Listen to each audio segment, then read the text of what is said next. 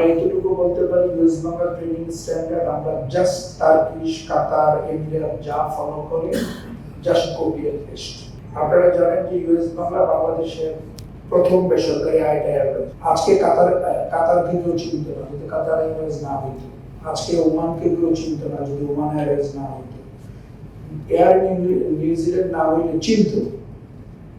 So আজকে US Bangla যখন ঢাকা থেকে টেক অফ করে যখন বার্মার আকাশে যায়, যখন বার্মাতে ককপিট থেকে বাংলা স্টার অন্তত 10 বার টাওয়ার কথা বলে যে বাংলা স্টার তুমি 500 ফিটের উপরে যাও, বাংলা স্টার তুমি এত ফিট নিচে যাও। সে যখন ব্যাংককের আকাশে যায় বাংলা স্টার, মালয়েশিয়ার আকাশে যায় টাওয়ারে বাংলা স্টার। সো একটা এয়ারলাইন্স আসলে একটা কান্ট্রিকে এয়ারলাইন্সের থেকে এত বড়, আমার মনে হয় এত বড় কোনো কিছু নাই যাকে একটা দেশকে এত দ্রুত পরিচিতি এনে দিতে পারে। তার বড় প্রমাণ আজকে ইউই।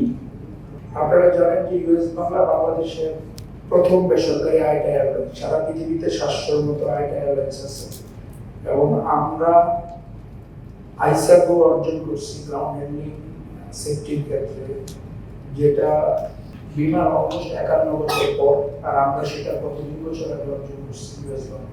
আমরা এতটুকু বলতে পারি ইউএস বাংলা ট্রেনিং স্ট্যান্ডার্ড আমরা জাস্ট টার্কিশ, কাতার, এমিরেট যা ফলো করে just copy and paste US Bangla.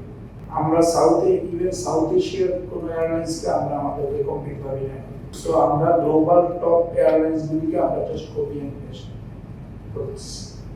Training এর ক্ষেত্রে, সিমুলেটরের ক্ষেত্রে, গ্রাউন্ড কোর্সের ক্ষেত্রে, রিক্রুটমেন্টের ক্ষেত্রে। আপনারা জানেন যে 2 বছর আগে আমি মেধাবী 50টা ছেলেকে আমেরিকায় পাঠাইছি। এয়ারফোর্স বাংলাদেশ বিমান বাহিনী দিয়ে সিলেক্ট করে 50টা ছেলেকে আমরা আমেরিকায় পাঠাইছি। মাশাআল্লাহ প্রত্যেকটা ছেলে ফেরত আসে এবং তারাই ফিউচার। এবং আমরা প্ল্যান করছি আমরা 200 ছেলেকে পাঠাবো, আরো 200 বাংলাদেশি ছেলেকে পাঠাবো পাইলট হওয়ার জন্য। বাংলাদেশে সম্ভব না, বিকজ বাংলাদেশে উইন্টার থাকে, সামার থাকে।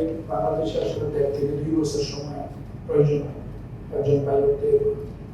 আর আমেরিকাতে 9 মাসে সারা বছর ফ্লাই করে।